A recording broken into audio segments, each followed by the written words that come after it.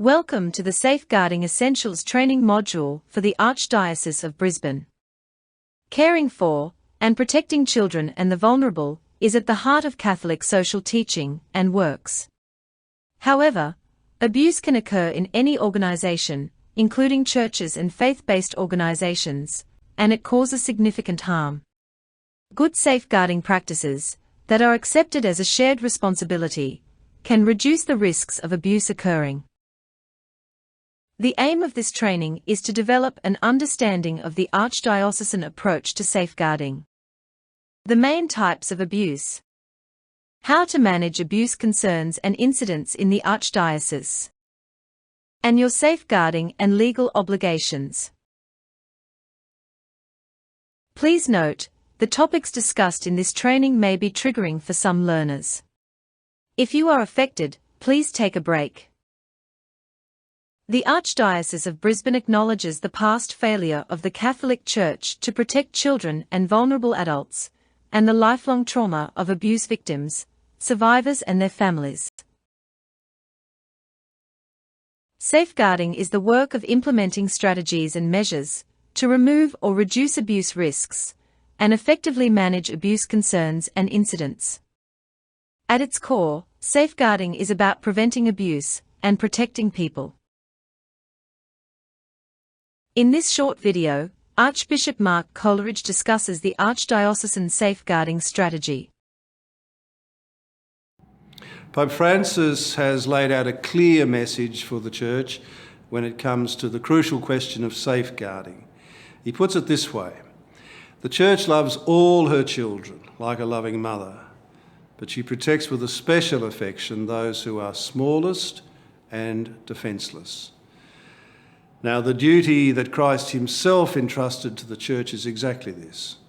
The Church is especially vigilant in protecting children and vulnerable adults. These words drive our safeguarding strategy in the Archdiocese of Brisbane.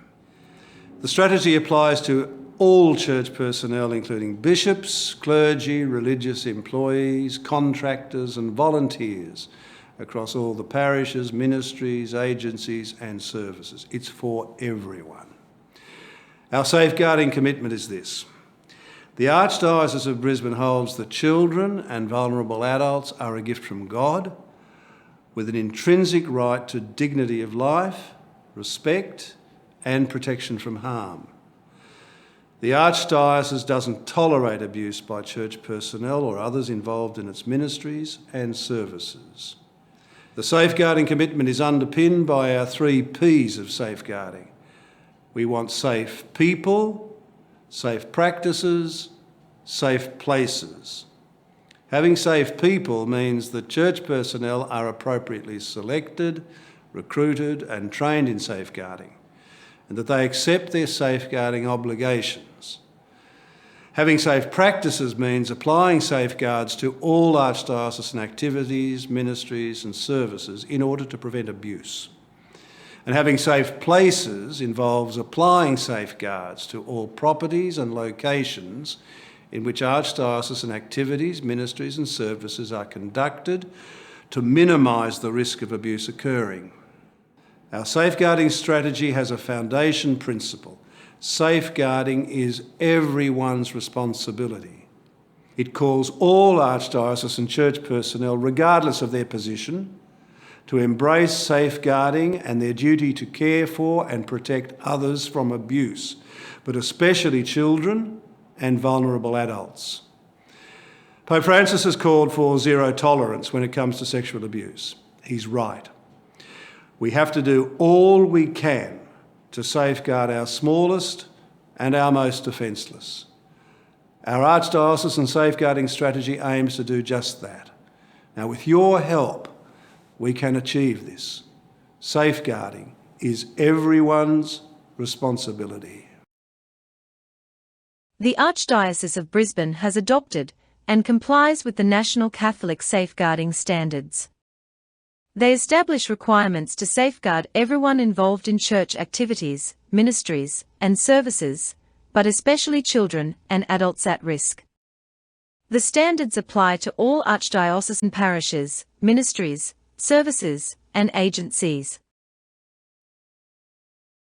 The Archdiocese of Brisbane has zero tolerance for all forms of abuse and is committed to safeguarding everyone involved in its activities, ministries and services. The safety and well-being of children and adults at risk is paramount. By law, a child is defined as any person under 18 years of age. Of course, this includes teenagers. Children are known to be especially vulnerable to exploitation and abuse. Therefore, they are provided with additional legal protections and safeguards. An adult at risk is any person 18 years of age or older, who due to an impairment, circumstances or adversity, is at increased risk of abuse, permanently or temporarily. For example, some older people, some people with a disability, the homeless, refugees, and people suffering grief. Abuse is the mistreatment of a person which causes, or is likely to cause them harm. Abuse can be deliberate, or occur through negligence. Abuse can also occur through a single act. Abusive behavior does not need to be repeated for it to be abusive. It is irrelevant that harm is not caused through abusive behavior. The behavior is still abusive. The most recognized types of abuse are neglect of a person, physical abuse, psychological abuse, sexual abuse including grooming, domestic and family violence, online abuse. Spiritual or religious abuse can also occur in churches and faith-based organizations. Understanding the types of abuse helps in recognizing it and responding effectively.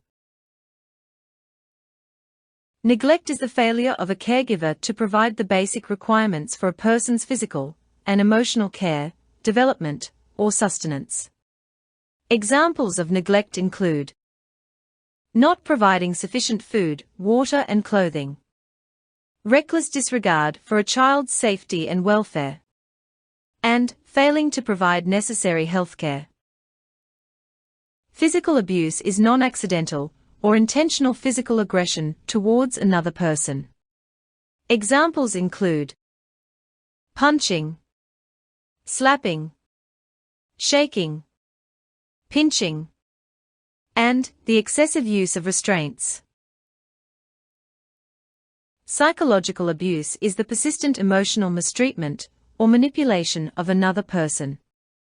Examples include relentless criticism, persistent emotional rejection, repeatedly telling a person they are worthless, and repeated symbolic acts such as threats to abandon.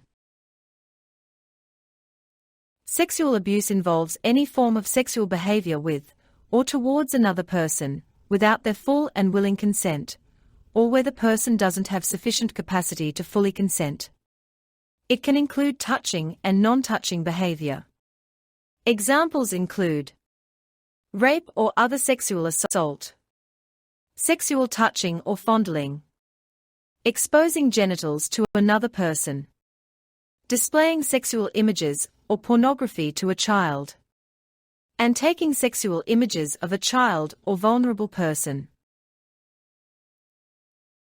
Grooming is often associated with the sexual abuse of children, but may also apply to the sexual abuse of adults, particularly adults at risk.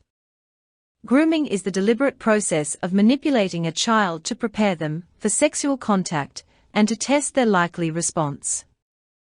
Having an awareness of the grooming process and behaviors can reduce opportunities for it to occur. The grooming perpetrator may appear to be a caring person who takes a special interest in the child and goes the extra mile for their benefit or success. Often this minimizes suspicion and the chances their activities will be uncovered. When grooming a child, the perpetrator will seek to gain the child's trust, despite intending to later betray it. They will also seek to gain the trust of protective adults, colleagues, and the organization, to get unsupervised access to the child, test how much they can get away with, and convince the child that even if they tell, no one will believe them. They may give the child gifts or preferential treatment to establish what appears to the child to be a special relationship. They may also test the child's tolerance for inappropriate touching, with the intention of normalizing this kind of contact. They may encourage the child to meet them alone or outside the organization, where they can't be seen. They may also contact the child on their personal devices, where their contact is less likely to be monitored. They may encourage the child to break rules, so the child becomes reluctant to tell anyone what's happening. They may also show the child pornography, to reduce the child's inhibitions. And they will test the child's willingness to keep secrets, and may threaten them to ensure secrecy. Domestic and family violence happens when one person abuses another person in a relationship. It usually involves coercive control, but doesn't always involve physical violence. Children exposed to domestic and family violence can experience harmful levels of stress and trauma. Examples of domestic and family violence include threats, intimidation or violence, damaging or destroying property, making threats to take or harm children, restricting access to money, isolating a spouse or partner from family and friends. Online abuse is using an online or electronic service or platform to threaten, intimidate, harass or humiliate others. Examples of online abuse include cyberbullying, online grooming, sexting, and sextortion. Spiritual or religious abuse is exploiting a person's religious beliefs or faith to control, punish or exploit them. It often involves the misuse of power or authority. Examples of spiritual abuse include using religious teachings or scripture to justify forms of abuse, denying access to religious ceremonies, and forcing a person to participate in religious practices. False beliefs about abuse perpetrators can hinder safeguarding efforts. Understanding more about who might perpetrate abuse can help prevent, detect, and stop abuse. The reality is, there is no typical profile of an abuse perpetrator. They come from all backgrounds and can be male or female, adult or child. However, there are some statistically important characteristics. An abuse perpetrator is most likely to be an adult who is known to the victim and responsible for their care or other needs. While this may be the case, abuse by someone unknown to the victim or a stranger can occur and should not be discounted. Abuse perpetrators are often highly trusted by the victim, their family and carers. They may also be in a position of authority, such as a teacher, coach, or religious leader. It is also likely that the perpetrator is a person who has regular contact with the victim, and who is typically not closely monitored during these interactions. Safeguarding concerns and abuse incidents can be personally observed or reported by another person. Archdiocesan workers must act quickly on concerns and incidents, prioritizing the safety and well-being of those who may be at risk of harm. Where possible, seek help and guidance from your safeguarding contact. Avoid handling concerns and incidents alone. In some situations, decisive action may be necessary to protect someone who is at risk, such as removing them from the situation. If someone is in immediate danger of serious harm, call the police or dial 000 emergency. Report all concerns and incidents promptly by following the established reporting protocols. It's crucial to comply with all legal reporting requirements. In Queensland, it is a crime to fail to protect a child from a sexual offence in an organisational setting.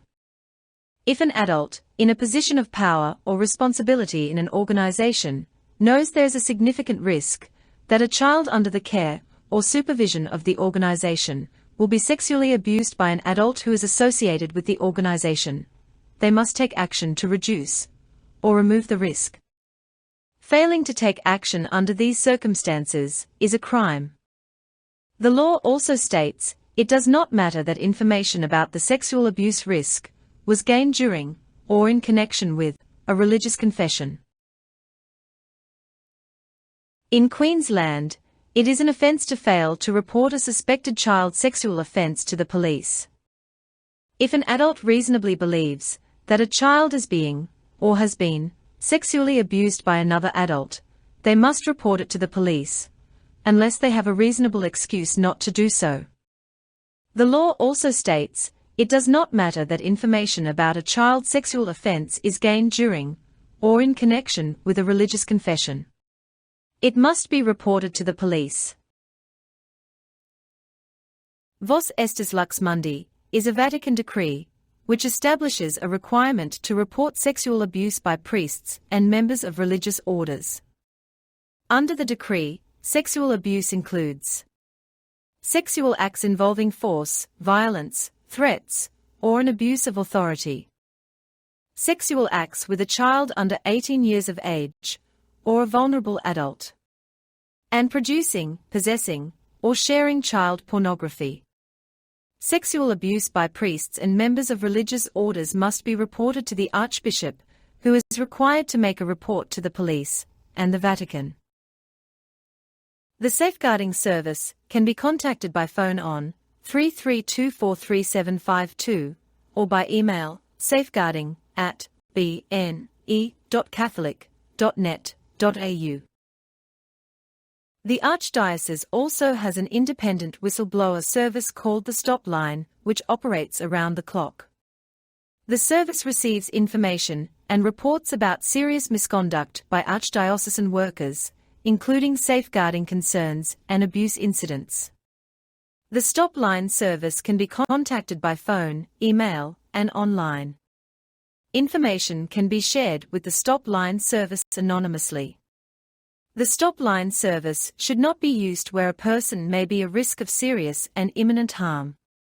Contact the police or dial 000 emergency in these circumstances.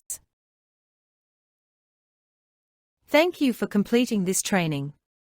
Please remember, safeguarding is everyone's responsibility.